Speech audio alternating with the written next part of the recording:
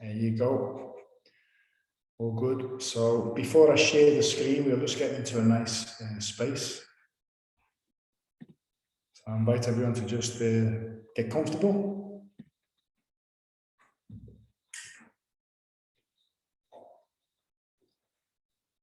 Rest your awareness on your breath. And come into the present moment. When we look at time, the lower down the consciousness, they experience time different than us.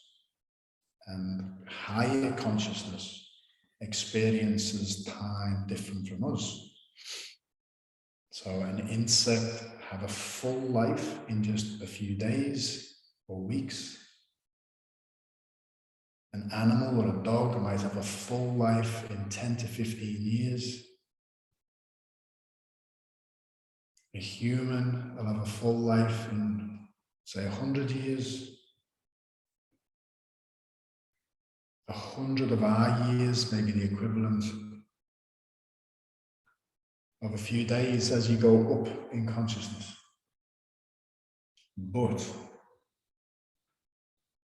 no matter where you are in the cosmos or whatever dimension you're in, we all experience the now together. That's how powerful the present moment is.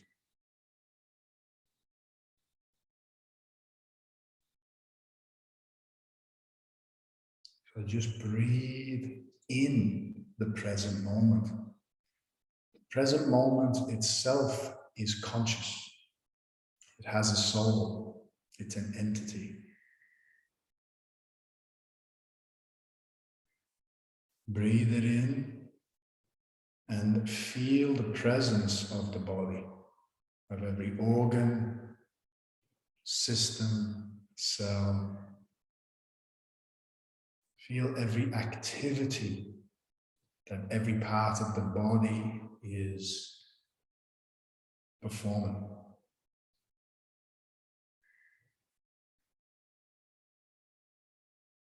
Feel the activity and presence of everything in your immediate environment. If there's a light bulb next to you, like me, feel the presence of the electricity creating light.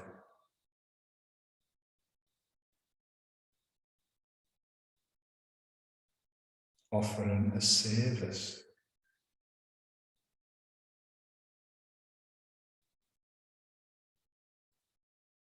Hear the crickets outside.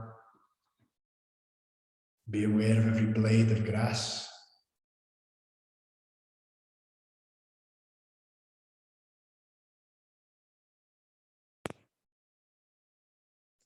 And we can always get to this place with one conscious breath.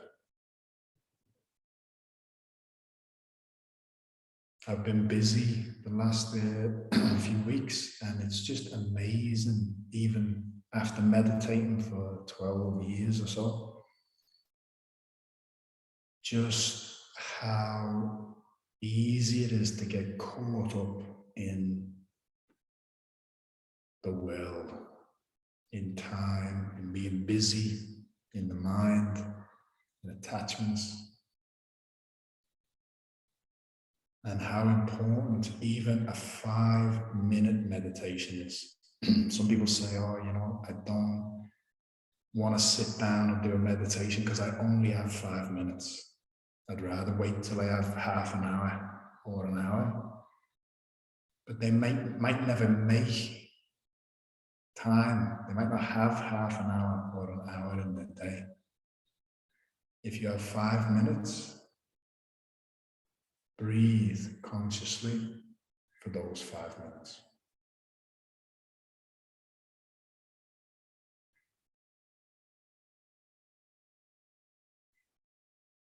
before we start,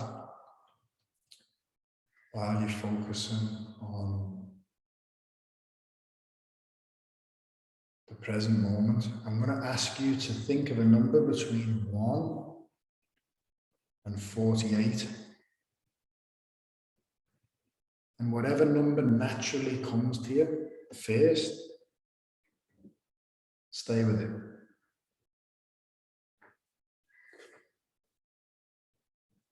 And I'm going to unmute each of you one at a time. And if you've had a number, let me know what it is. And if you haven't, that's okay. So Julie, did you get a number? Number 7. Okay, you can mute your line again. So in the Buddha Beijo, 88 Buddhas, 87 Buddhas and Guanyin.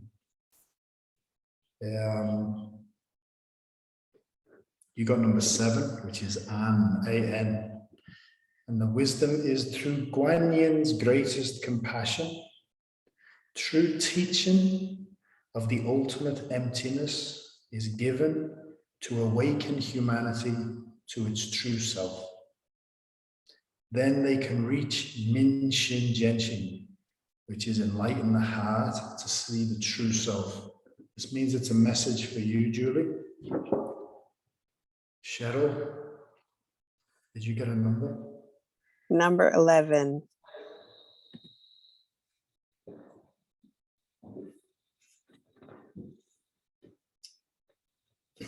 Bolo Jedi Shufulalan Topo.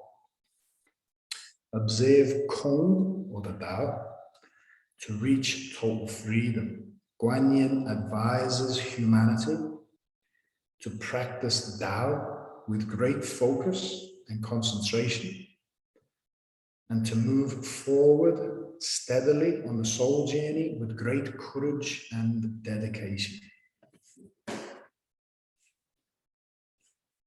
Nicola?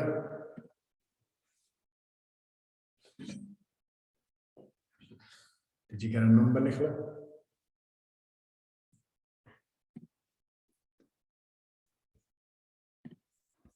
Okay.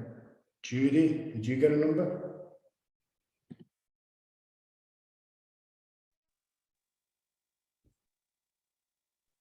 Nicola? Hello, Nick. Yeah. Yeah, sorry, I didn't realize I had unmuted. I got Bruce here with me. Hello, My Bruce. number is 38. 38? Yeah.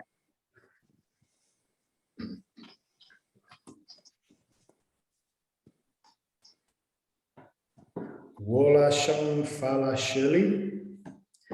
The king is awakening and carries solid power. These are messages for us individually, but take note of everyone's messages because they're for all of us as well.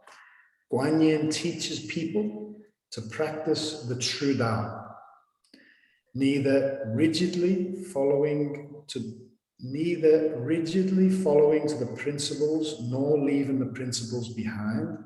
In other words, one must be flexible and disciplined at the same time. Bruce, while you're there, what did you get, brother? At 24, thank you. 24.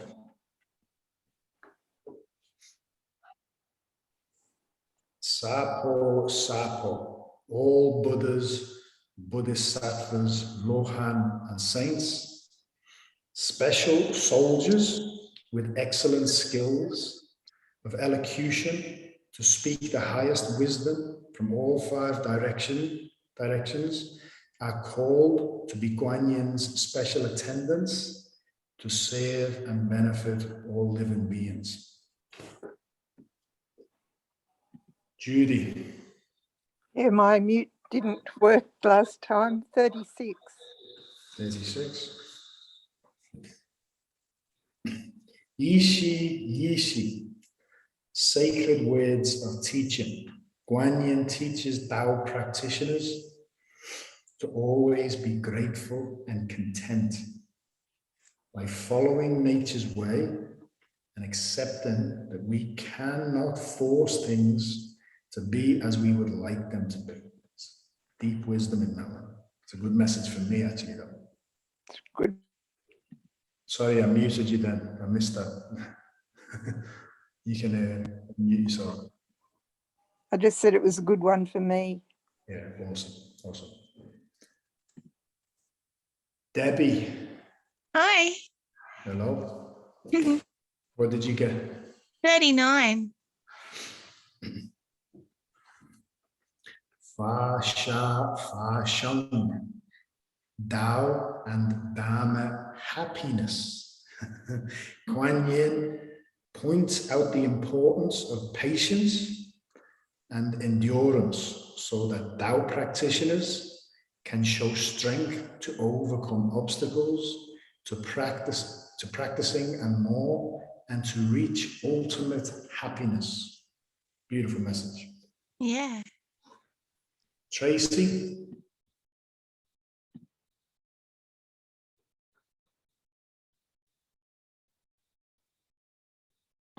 Sorry, 32. 32.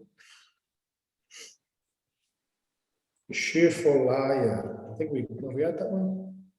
No. If one can see through the illusion of the mundane world of red dust and not get oneself into trouble, then this one's heart will gain clarity and purity and can develop and build the Buddha light body. Awesome. Beautiful. Very beautiful. Thank you. And Charmaine? I walked in a little bit late, so I'm not quite sure what I'm meant to be picking, but I'm thinking 33. Oh, 33, okay.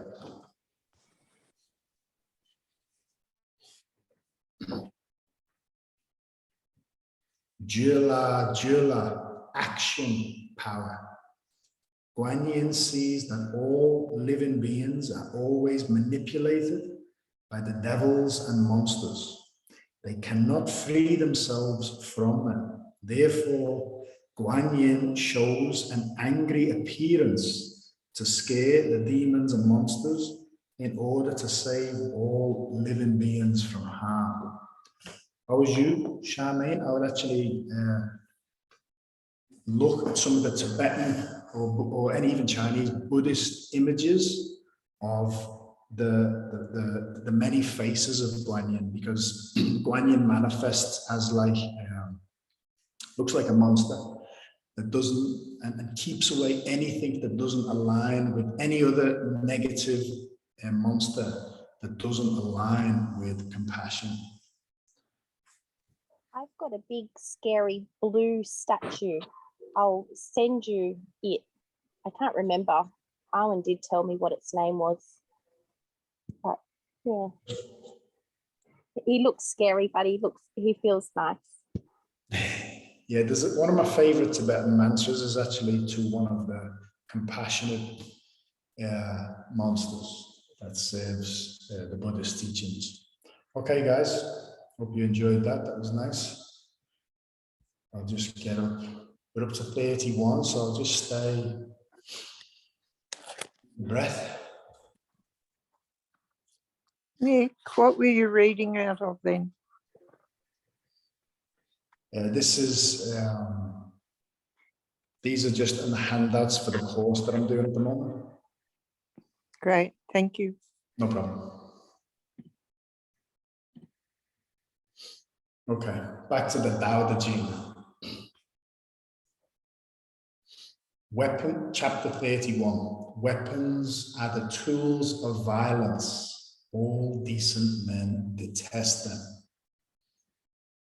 Weapons are the tools of fear.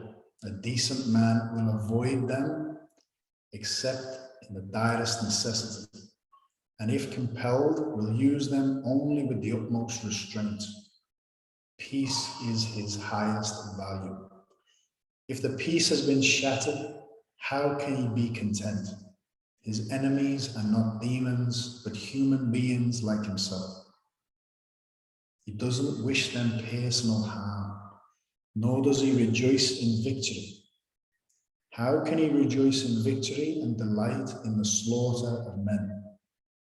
He enters a battle gravely, with sorrow and with great compassion, as if he were attending a funeral.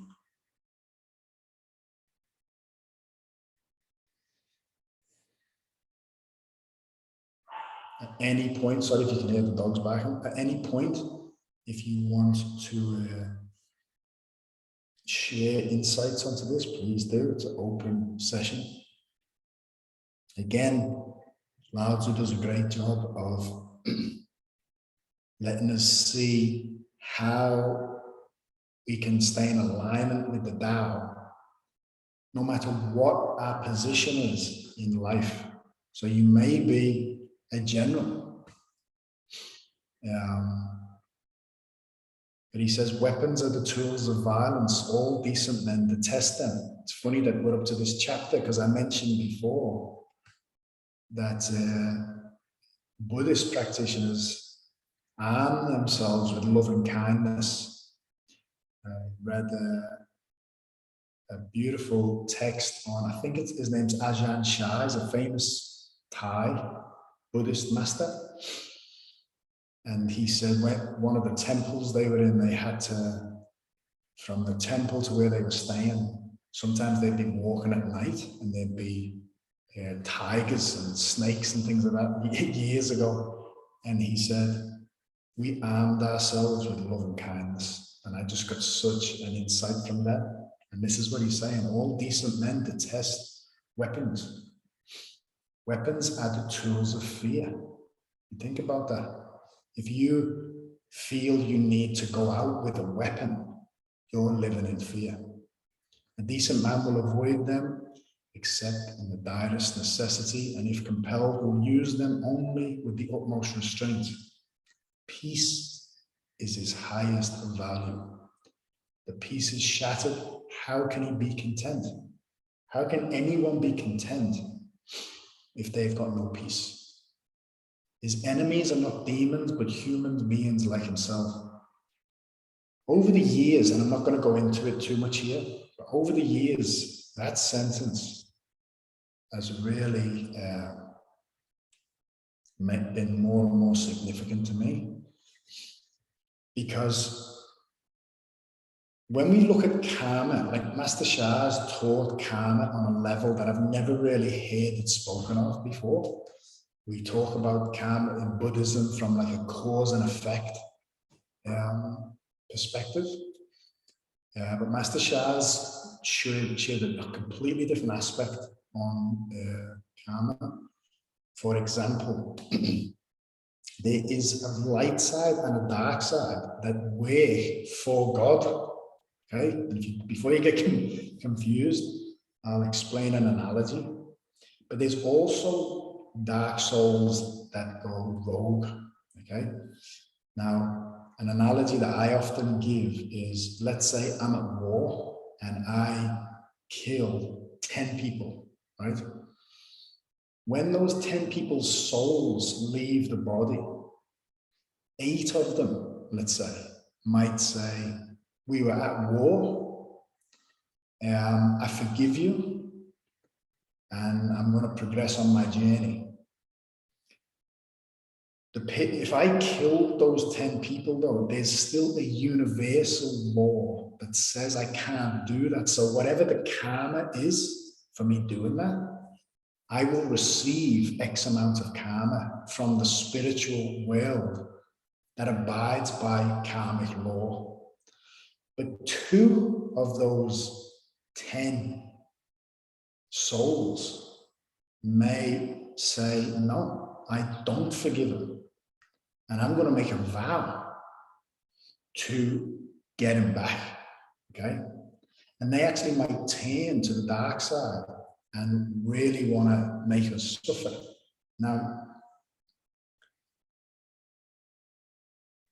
if Master Shah, for example, gives a blessing and clears karma, okay? Let's say he clears someone's karma, he doesn't do it much anymore. That was a service that he was allowed to give spiritually for 10 years. when he would clear the karma, those souls in this same analogy, right? Those 8, the karma that I would get from the spiritual world for killing 10 people, they work for heaven, right? So when Master Shah clears them, they're just doing their job. Okay, you want us gone, that's okay. They've done their part, and that's okay. But the 2 souls that have said, no, I've decided to go to the dark side to get me back, they will attack Master Shah for interfering, okay? But the insight that I've got from the dark, trying to understand the dark soul world, the spiritual light and dark and the physical light and dark, is when I look at like, you know, growing up around what you would call like gangsters, like a lot of drug dealers or whatever, when I was younger, or you see movies of gangsters, usually the head of the family may have done terrible things in his day, but they're more aware, wise, and possibly compassionate. It's usually the younger ones that are trying to make a name for themselves that do the most harm. And I see that as in the spiritual world as well, because in the yin-yang symbol, even the dark carry light. They have some type of compassion. And every light person carries the seed of hatred, okay? Until that's completely enlightened and you're out of yin-yang existence. So as in the soul world, I've always seen that the little meddling souls are probably more dangerous than the really high souls. Yeah, and we can, that's another subject, because that can go quite deep, that subject. But when I've understood why I've had so much insight into this, is because the more I've researched, and I don't look at it anymore, but it came naturally into my path over the last 11 or 12 years, is what the negative beings on this earth do.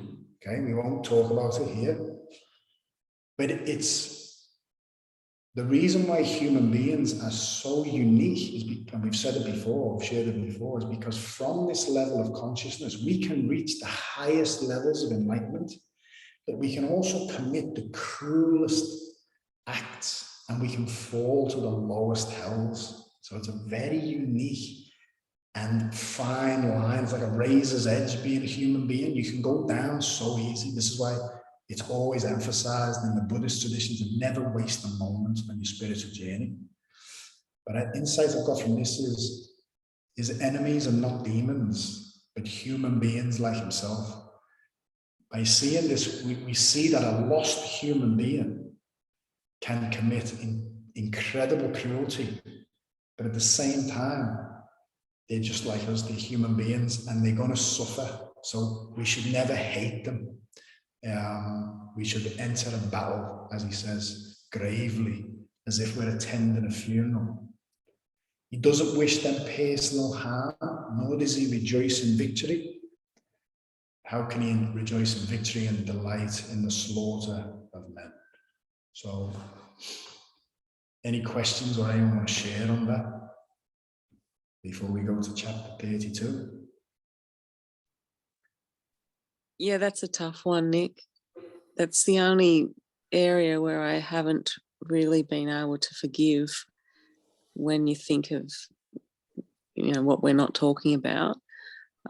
It's really hard to actually forgive that sort of behavior. Did you ever see my video? It's on YouTube, called Satanism, Samsara, and Compassion. No. Yeah, I would suggest watching that, because I swore to myself that I would never share what I knew, what they do.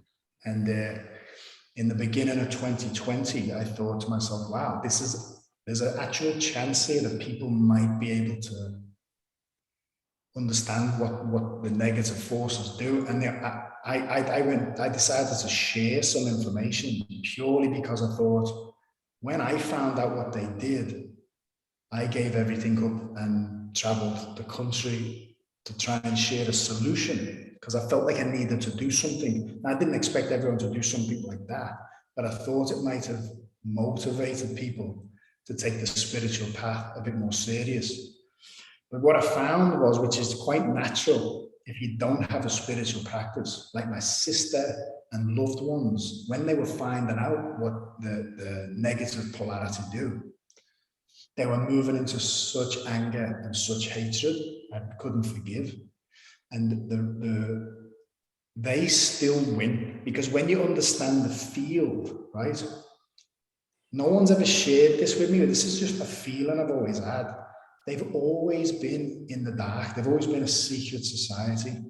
But it's almost like, in some ways, they've allowed themselves to some degree to be seen. And one thing I always thought of was, if the whole world found out what they did, and the whole world moved into hatred and anger, they still get the world they want, because we're contributing hatred and anger to the field.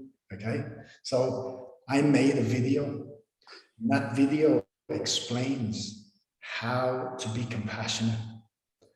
Because when you understand that this is generation after generation of incredible abuse from the second they conceive, these beings, which are human beings, genuinely don't know what's up, down, left, or right.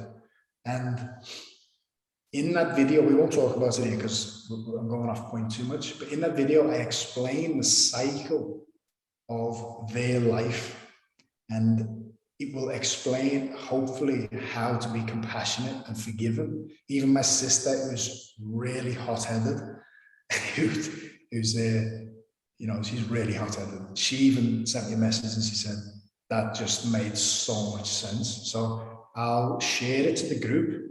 It doesn't go into too much gory detail, but it explains on the whiteboard as well, so you'll have an idea of it. So hopefully it can help you be a bit more compassionate to those who create that type of suffering.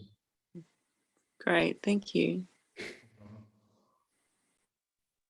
Nick, are you able to put the chapter on screen so I can photograph it? Can you not see what I can see? I can see you. Oh, really? I thought I was on share screen. 1 second, sorry. No, there's no screen share. Oh, right. Sorry, my bad. That's fine.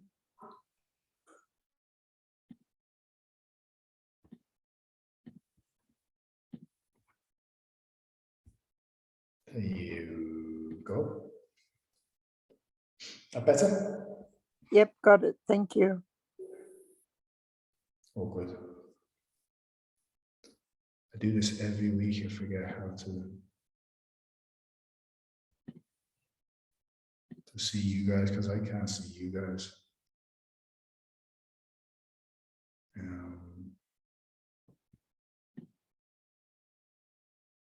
There you go. All right. Next chapter, 32. So we close our eyes for it. Deep breath. Open ourselves to receive.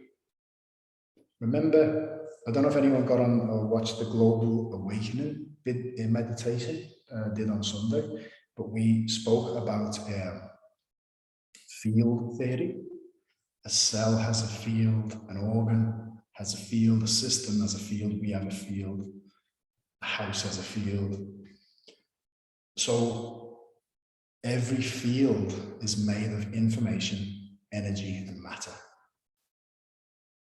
So every word carries a field, and the space in between carries a field. This whole sentence carries a field, and the whole chapter carries a field.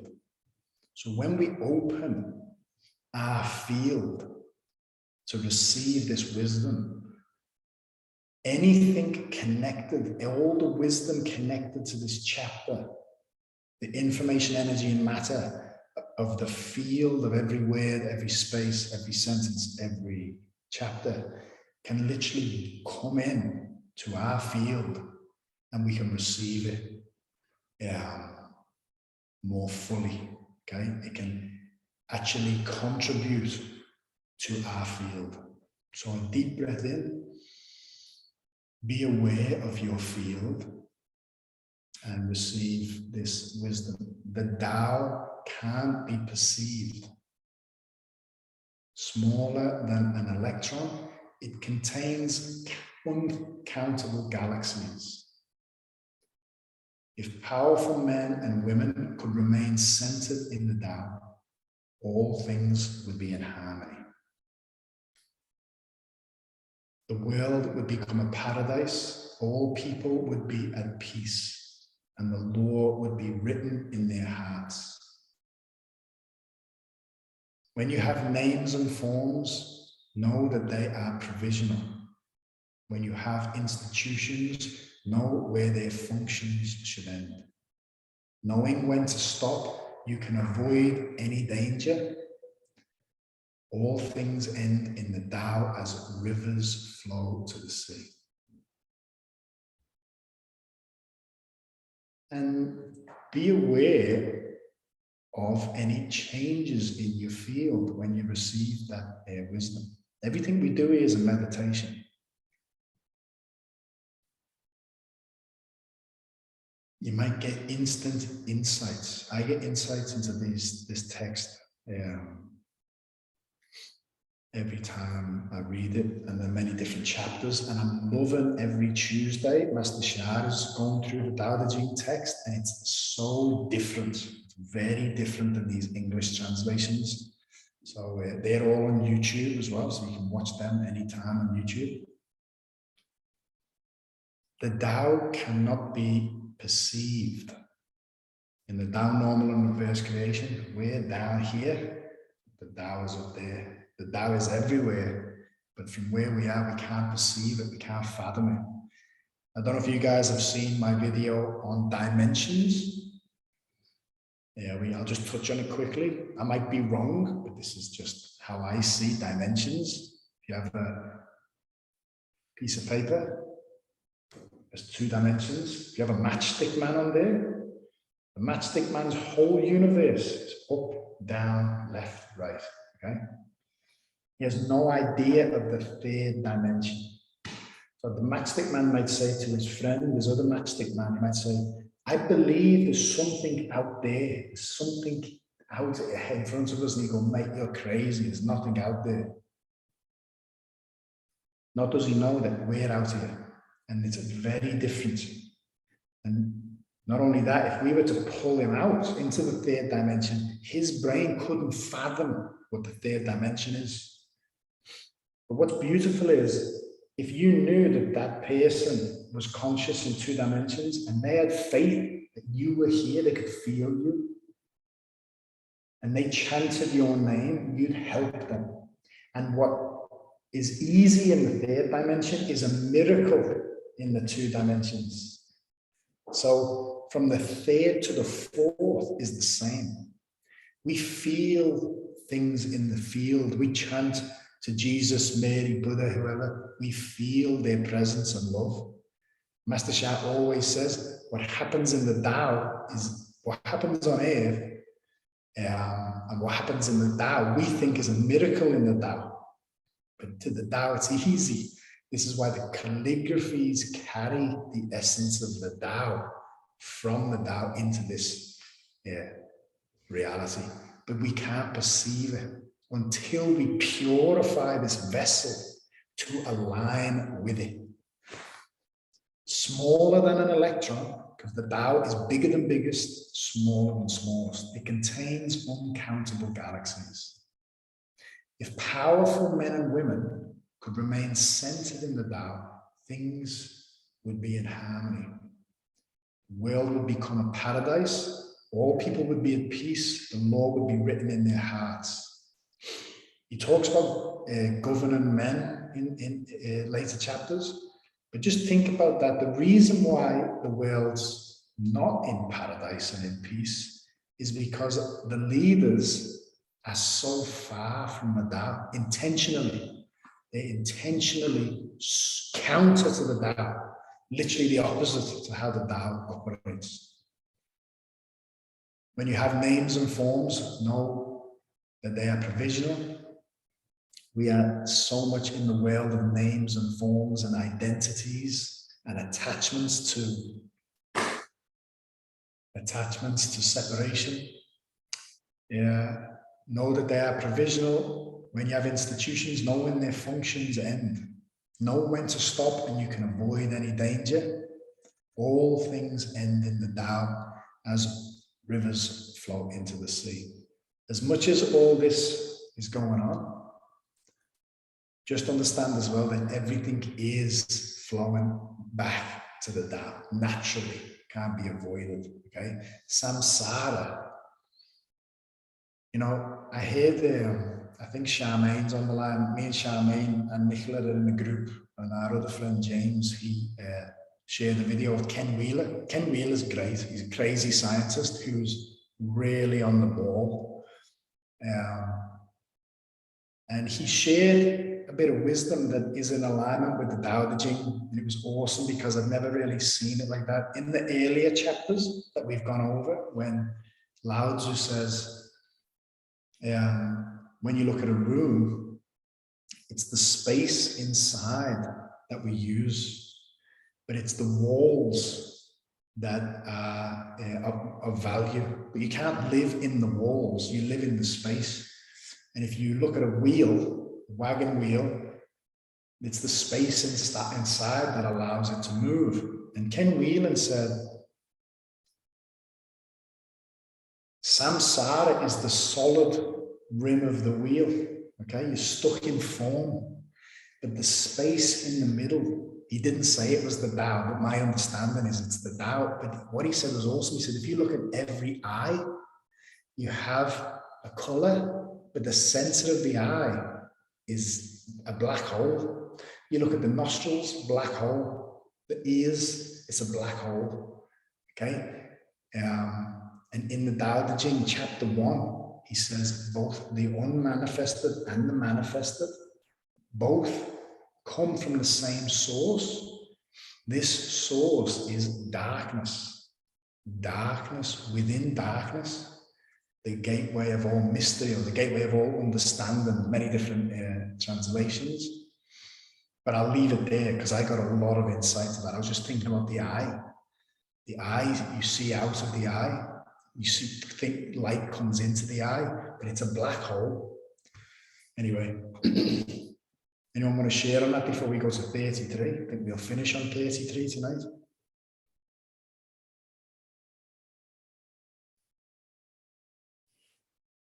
No, that's okay. This is a big chapter, this one. Knowing others is intelligence. Knowing yourself is true wisdom. Mastering others is strength. Mastering yourself is true power. If you realize that you have enough, you are truly rich. If you stay in the center and embrace death with your whole heart, you will endure forever. This sums up almost all spiritual wisdom. It sums up Buddhism as well. Knowing others is intelligence. Knowing yourself is true wisdom. Okay. Mastering others is strength. Okay. You might have a dominant position over people. They may fear you, or you may have had to work hard to gain their trust. Okay. You might have mastery over a dog. Okay, a dog does whatever you want, but you're still a pain in the ass, right? Mastering yourself is true power. If you realize that you have enough, you are truly rich. Again, I mentioned last week about Bo's Satori, his Satori with the duck. We were down, we were looking at the devastation of what the water had done. Everyone's saying they've lost their cars, they've lost the bridges to their homes, people lost their homes, but they were all okay. They just lost possessions. And this duck, who's carrying nothing, going nowhere, just chilling on the water, was happy as anything. And my son, Bo, had a real insight moment, aha moment. And I used to always buy clothes from Kmart, and I'd always, when I worked in Sydney, in the mornings I'd get to the city early because in the winter there was always a lot of homeless people. and I'd give them clothes, or I'd buy them breakfast. And some of them really looked like they were sad, okay? But every so often you'd get a homeless person who was just so happy. And there was this one guy, I'll never forget him. Like, honestly, he was like a Taoist saint. He was about 35, and he didn't even beg, but he sat there and he just always had like a smile on his face. He looked clear. He didn't look like he was on drugs or alcohol. And sometimes I'd buy him breakfast and he was really polite and really outgoing. He'd be like, oh, thanks, mate, really appreciate that. And I used to look at him, and I'd look at everyone on their phones marching in a rush to get to work. And I used to think, you are rich. You are the rich one here, because he seemed to be truly at peace. And he was just watching the chaos of people who were not present and just being led by this imaginary carrot dangling in front of them and all the stresses that come along with that. So if you realize that you have enough, you're truly rich. You stay in the center, I just spoke about, and embrace death with your whole heart, and you will endure forever. Why is that? Why is that? What does death mean? Okay, we think death means fundamental annihilation of the self. But death and life are interdependent and need each other. Okay? If this moment didn't die, there's no next moment. If I look at a picture of myself just a couple of years ago, that person's died. I look different physically and I feel different. I've had more experiences and more resilient. That's death. Letting go of the past is death. Die to every moment. Don't cling on to any rigid egos, attachments, beliefs. Let it all go. And you'll endure forever. You're not clinging on to something. Thich Nhat Hanh has got a beautiful quote. He says, impermanence is not what makes people suffer. What makes people suffer is clinging on to something that naturally cannot last forever. That is incredible wisdom. That's where suffering comes in. It's wanting something to last forever that naturally cannot last forever. So that's our last chapter. I've talked a lot tonight. Is there anywhere anyone wants to jump in? Is there anything anyone wants to share?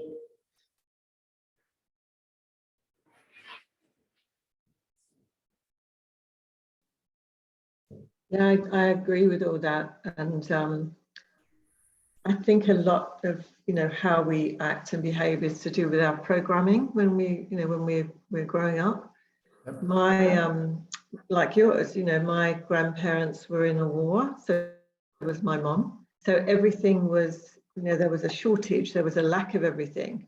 And the weird thing is, my grandmother, I can remember, she died when I was 6, but she used to save elastic bands because they obviously couldn't get them in the war. I save elastic bands. So that programming is really powerful. But once you start working on yourself and you start realizing what you're doing, you can start peeling off the layers. I've done a lot of work on myself, and it took me a long time to love myself. And, we can go to the kids at our program and ask the kids, how many of you here really truly love yourself? And out of about 250 kids, only 3-4 will put their hands up. So I think if we can work on ourselves so that you can master yourself, you do see all what you're saying. You understand that what we're being programmed to go after isn't real. What's real is having no attachment to anything and just being present. There's a lot of wisdom in this, and you know, I wish that everyone could go on that path, because it just makes a huge difference. Yeah, I agree. And one thing you said there that I resonate with big time is people just don't understand, like, even how to love themselves. Like, I've asked adults that question. So, do you love yourself? And they've said, I don't really even know what that means. And that's a fair, I think that's a fair answer. But when you love yourself, what are you actually loving? Love, Peace, Harmony gave me a massive insight into loving yourself, because I always chanted that mantra, and it's, I love my heart and soul, I love all humanity, join hearts and souls together, love, peace, harmony, love, peace, harmony.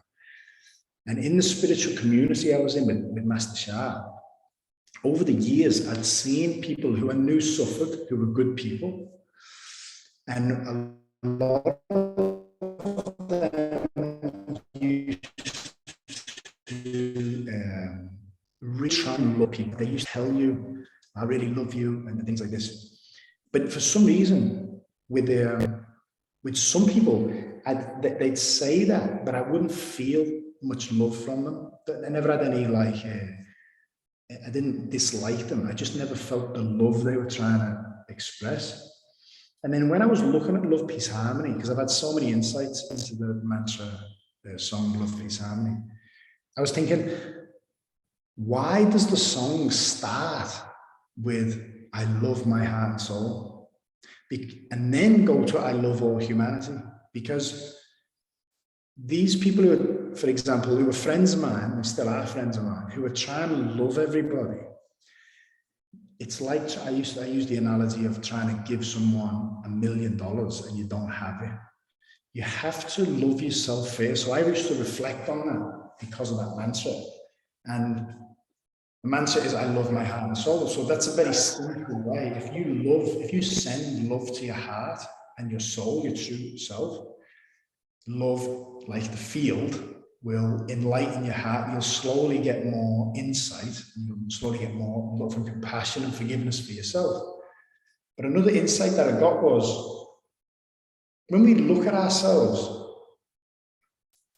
and forget about the mind, okay, the mind sees me as Nicholas Gianassi, for example, who's, teaches Tao Te Ching on a Monday night. If you can get rid of that separation consciousness and see what this unique expression is, the mind doesn't understand it.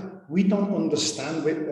I heard, like, maybe 2 years ago, that the top research on the mind has found that memory is not stored in the mind, it's stored in the field outside of the mind. Okay, so things like that, we have no idea what mind is. We have no idea how the body does what it does. There's 50 trillion cells, each doing 4 million things a second in complete coherence with everything else in the body and the stars. So whatever's happening in the stars, the full moon or a solar cycle, affects our biology. So when you understand all this, you realize that there is a divine intelligence that is keeping this organism going, okay? And the ego, the separation consciousness, isn't doing it and couldn't do it even if it wanted to do it. So there's a divine intelligence at work here. So I always seen it as, if the ego is in a victim state and it is depressed and it can't love itself, if you start looking into that aspect of your being, who you are, you end up loving God in you, because that is divinity, that's divine, or the Tao, whatever works. You Buddha nature, Christ nature. You love that. So you start to love yourself because you respect that God made this perfect. And then when you're filled with love, you naturally move to line 2, because love is within you, so you naturally love everything.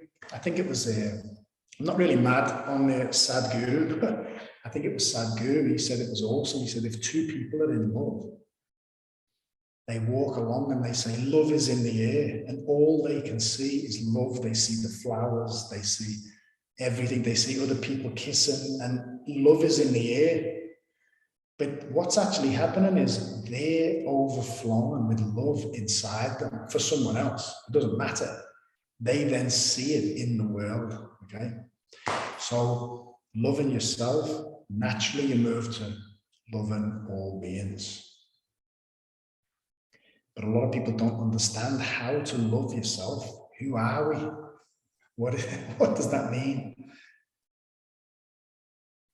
Does anyone else want to share? With love, peace, and harmony, when I first came across it, I couldn't sing it. I was so closed off and so resistant. And then I kind of made myself sing it. And over time, it started to sink in. And I'm in I still close, my heart still closes at times. But I've used that question a couple of times with different people, and it started their journey into knowing themselves just by asking that one question, because their answer was no. And then they got interested in why they didn't love themselves and started the journey to being aware of who they were and why. And when you started talking, you were talking about knowing yourself. And that's been a life, you know, at 77, I'm still learning about myself. That journey for me started when I was 40. And with Master Shah's teachings, I still have times when I think, yeah, I know myself in that way, and then something will happen and I think, I've got to find out what's going on here and go on a whole new journey of self-discovery. So thank you, Nick. Thank you for sharing. But also remember, Judy, that we fundamentally don't know what we are. Yeah. In the Toltec wisdom, they emphasize that fact that we don't know who or what we are. And that's actually a beautiful thing. I actually like that approach, to be honest with you. And, you know, if you ask, you ask a few people who are on the spiritual journey, who are you? You might get, I'm a expression of the divine, I'm divine light, I'm a soul in a physical body, you get all these things, but I think a lot of them answers are just automatic and mechanical. I don't, that's fundamentally the spiritual journey, is trying to figure out who we are, why we're here, what we are. The Buddha said, seek that which is not subject to birth and death. And, Sorry. I was just going to say 84,000 teachings of the Buddha summed up in one sentence. Nothing is to be clung to as I, me, or mine. If we reflect on wisdom like that, it's very, very deep. So sorry, I cut you off there. No. Yeah, I think one of my basic issues is that I have this need to understand, and I find it really hard to let go of things if I haven't understood. So I cling on to, like if I get upset, I might cling on to that too long, trying to work out and understand why I'm at that point or why I'm upset. And I get into analysing. So I'm very aware I need to let that go to a large extent and get into acceptance and surrender, which I do occasionally, but more often than not, I get stuck in the understanding. Ta. Yeah, and if you watch this video back and you listen to what you just said when I posted, it's not you. You actually don't want to know. It's the mind that wants to know. The teaching of nothing is to be clung to as I, me, or mine. You just said that I want to understand everything, which means it's not you. It's the mind. It's the ego. Okay, and I'm with you. That's my thing. I always like to understand everything. That's the brain that I've got in this life. So that's my journey too. Yeah, I think it's a lot of we can all relate to that, but we can also all learn from that as well. So yeah, we're going to do a practice now. I'm going to share in the group chat today or tomorrow, and if I forget, please remind me. The book I'm reading right now, I'm reading an awesome book on Pure Land Buddhism. Okay, Pure Land Buddhism is Amitofu Guanyin Dashi Jibusa. And he said that when Buddhism came to the West, even with a lot of Buddhist practitioners, Pure Land Buddhism has been simplified and simplified. He said, which is a good thing because it reaches more people.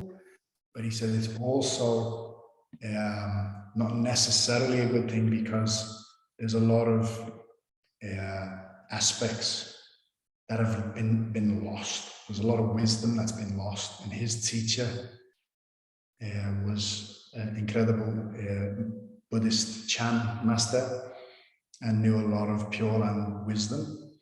And he's shed a lot of light for me on Pure Land Buddhism, on chanting Amitofu.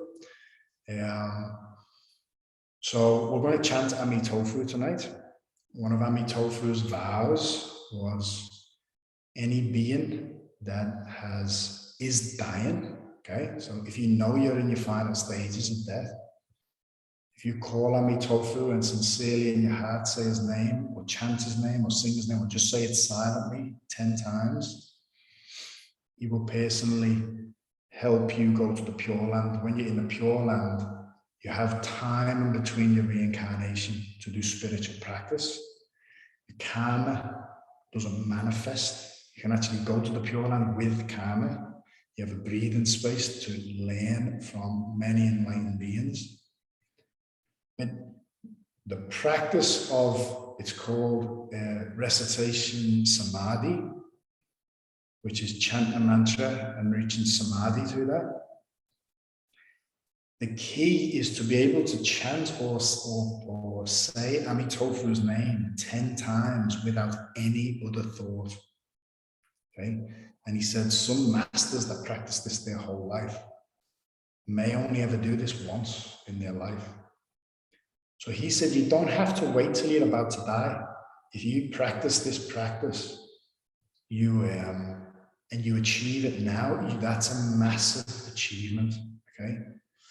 So that's something to work towards. Whatever mantra you choose, it's very important that you put everything to it. That's why, for example, we have Master Sha makes calligraphies, or we see pictures of a Buddha. We have beads, we have incense. Because what happens is you put all 5 senses on the mantra, on the Buddha, on God, whatever it is. You're using beads, Namo Amitofu, Namo Amitofu, Namo. You're listening to your own mantra. You're speaking a mantra. You're smelling an incense. Your eyes are a gaze on the calligraphy or a gaze on the Buddha. Okay, you're putting everything there. So you can, when you're doing that, you've got no external thoughts. You're not thinking about what you're having for your dinner, what bills you've got to pay. You're putting everything to the practice. So the reason why I'm going to chant it tonight as well is because if you have a loved one that dies, he explains the 49 days between reincarnation.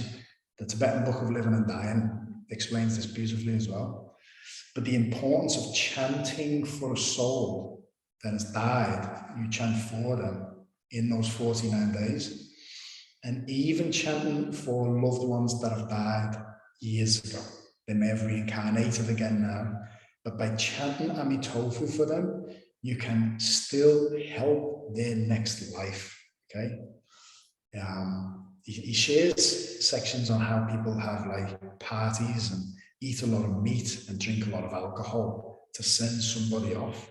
He said, this is the worst thing you can do. And I'll let the book explain why. But so what we're going to do now is we're going to do an invocation, and we're going to invoke our loved ones that have died. And if you know of any animals, you may have seen a roadkill that's in your head, you can call them in, okay? They're in your awareness. Like I drove past a possum that was dead today. There's a spiritual, I have a connection with that possum, otherwise I wouldn't have noticed it. I wouldn't have drove down then, and I wouldn't have noticed it. So anyone that's dying, that might be dying in your family, and for ourselves, we're going to chant Namo Amitofu tonight. It's a beautiful mantra as well. I'm going to chant Master Shah's version. Master Shah teaches Tao, and he also teaches Pure Land Buddhism. It's very connected to Amitofu, Guanyin, Darshan Pusa, and the 87 Buddhas of Da Beizhou. Then I'll offer a blessing, and then we'll close, okay? Okay. Any questions before we go on?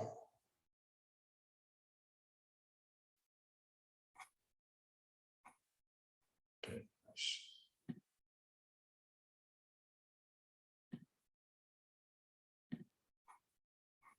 So just get comfortable. Can you still hear me? Yep. Yeah. Okay, thank you. So when I play the music, I'll tell you when I'm playing it. If anyone can even just come on and give me a thumbs up that you can hear it, because I don't know if you can hear it or not. And if I have my sound on and the song, it comes all distorted. Okay, so both hands on the lower abdomen. Dear Divine, dear Tao. If you have a physical teacher, call them. Dear Pure Land Buddhism and Yuanling. Yuanling is all enlightened saints. So you might be a Christian, that's totally fine. A Muslim, totally fine. In heaven, one family. The vision is only on earth. And when we say Buddha, Buddha means awakened one. It means an enlightened being. It doesn't mean they're Buddhist. It means they're enlightened. Jesus, in this regard, is a Buddha.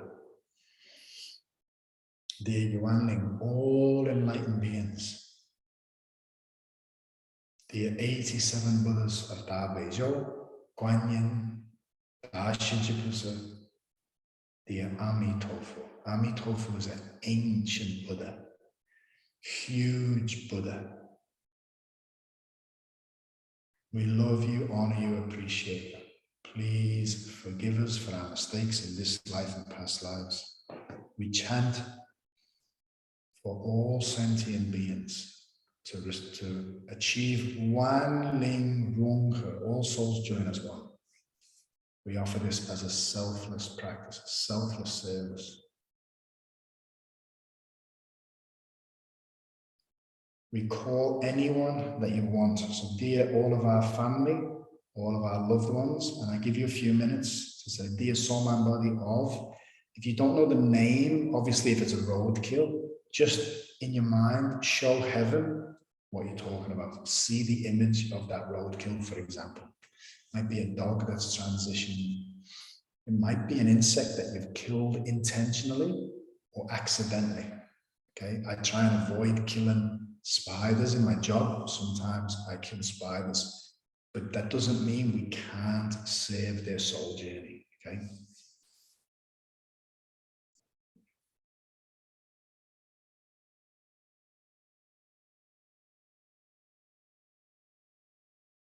When you see them and you call them, see them sitting down with us. And just as we see different locations, like we were to visualize India, China, wherever. In the heavenly realm, see a land, a pure land, and see it open. And it is infinite, as far as the spiritual eye can see. There are countless enlightened beings chanting Amitofu's name. Amitofu represents infinite light, love and detachment. Guanyin represents pure condition of compassion. Da'ashijipusa, intelligence. And Guanyin's linked to the Da Bei, great compassion mantra. See this light nourishing us and our loved ones, and see our loved ones chanting too, and anyone we've called, and see them moving peacefully in the direction of light. I'm going to play the mantra now, mute myself.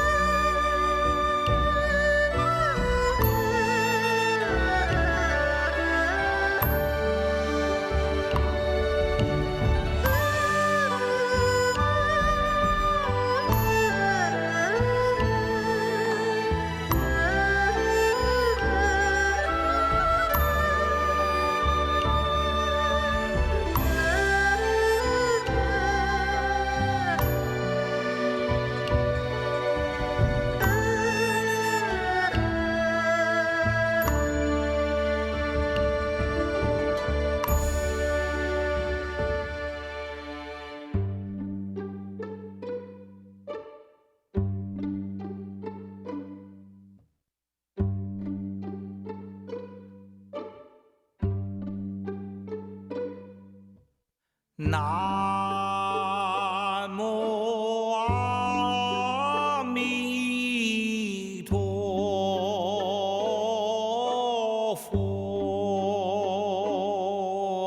Namo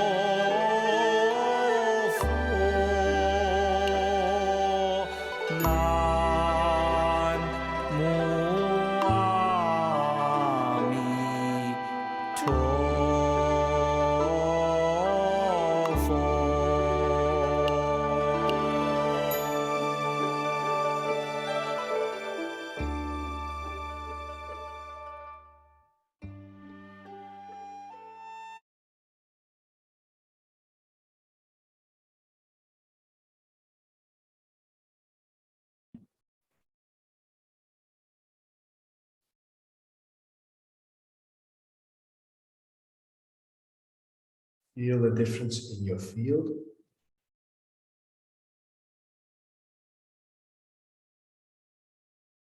I'm going to offer a blessing with these calligraphies, these Shanghai, Pingan, Persia calligraphies. Each one of these calligraphies has what's called a zidan. A zidan is a purple light ball, different frequencies, different colors, spiritually speaking. This is why these calligraphies are also in yellow, okay? The actual paper that they're wrote on, different colors have different spiritual standing, if you like. So I'm going to sing Love, Peace, Harmony for you guys as an offer of blessing with these calligraphies. And I'm going to also sing God Gives His Heart to Me. Just one round of each. Feel the words, frequency of the words, and also don't forget to feel the silence, the stillness from where the words come from. This is the relationship between the manifested and the unmanifested. The manifested, the sound comes from the source. Okay, the words come from the Tao, and then they return to the Tao. So make a request for anything. Don't limit it. Spiritual, mental, emotional, physical, finances, relationships.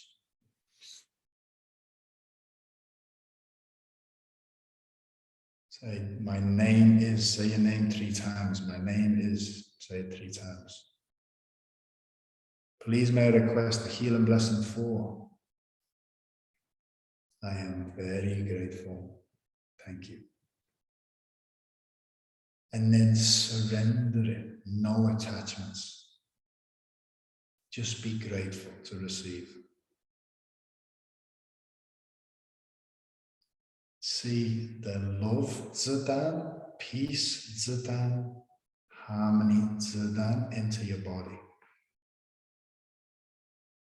3 of them, upper Dan, middle Dan, lower Dan. See 1 come to your lower dantian, 1 come to your heart chakra, 1 come to your 3rd eye.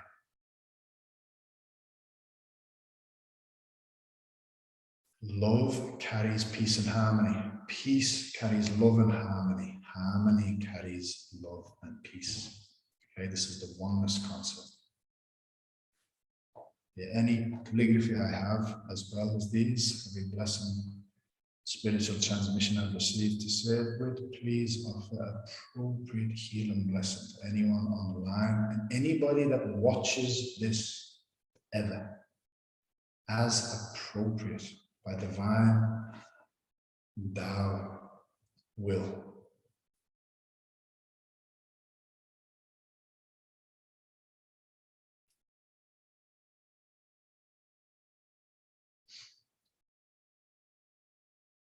Blessing start. Let's give you a soul song blessing first.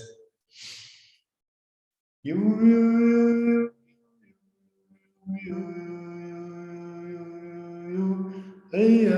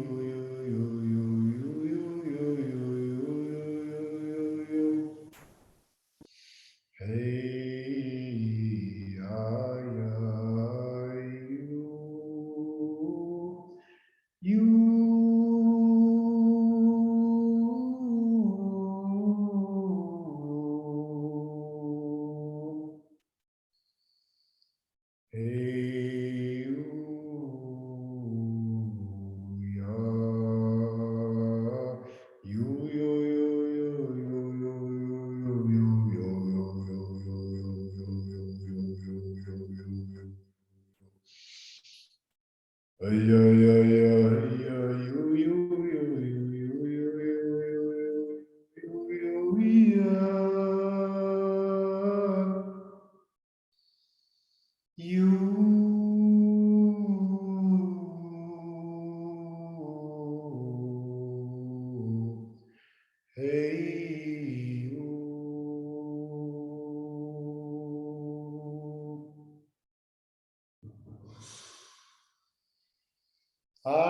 love my heart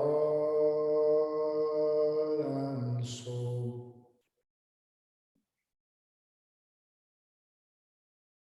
I love all humanity.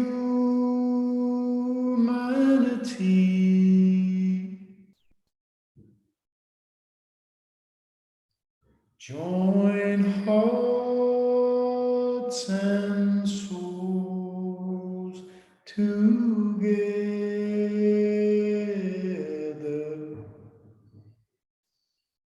Love, peace, and harmony.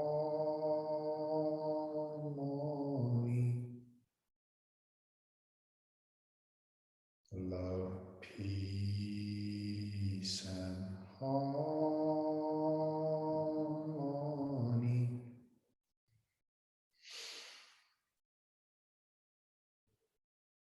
Feel the blessings from the calligraphies. God gives God's heart to me. God gives God's love to me. My heart melds with his heart. My love melds with God's love. Thou gives Tao's heart to me. Thou gives Tao's love to me. My heart melds with Tao's heart. My love melds with Tao's love.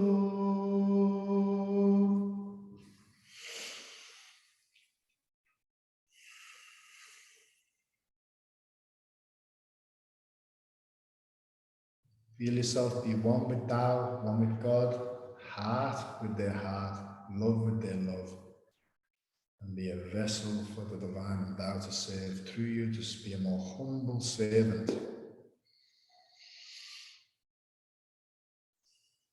Let's continue with the Das, okay? So this week, it's Compassion Week.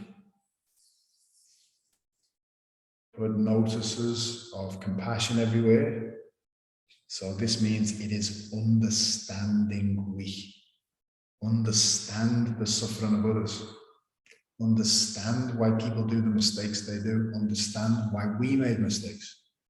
Look at our own suffering. And I see how compassion naturally comes from that. So this is Compassion Week. Next week it will be Flourishing. Okay. So before we give you a chance to share in a minute, we put our hands in a traditional prayer position. And from our heart we say, how. Thank you, thank you, thank you. Love you, love you, love you. Gong song means respectfully return. And if anyone wants to share anything, please feel free. Remember, our sharing helps everyone. You might all be going through something very similar.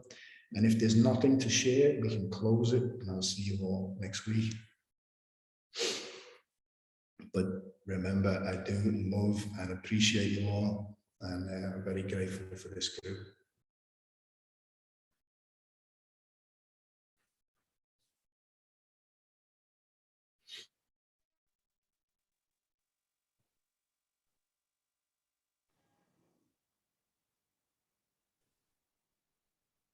Love and appreciate you, Nick, and very grateful for this group, for you, for all the people in it.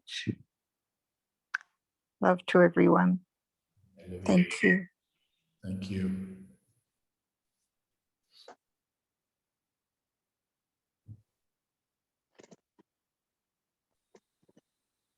Okay. Thank you, brother. Appreciate you. Love you, mate. I love you too, brother. And I'm always here, guys. If anyone ever needs a chat or anyone ever needs anything, please let me know. Yeah, if I can help, I will.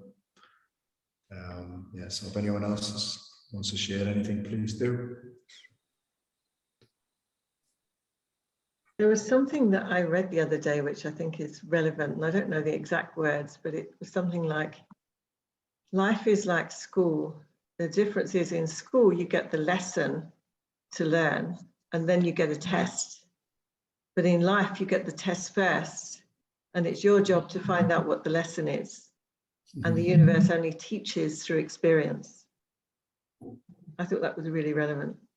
It's very nice. Beautiful. Thank you for sharing it.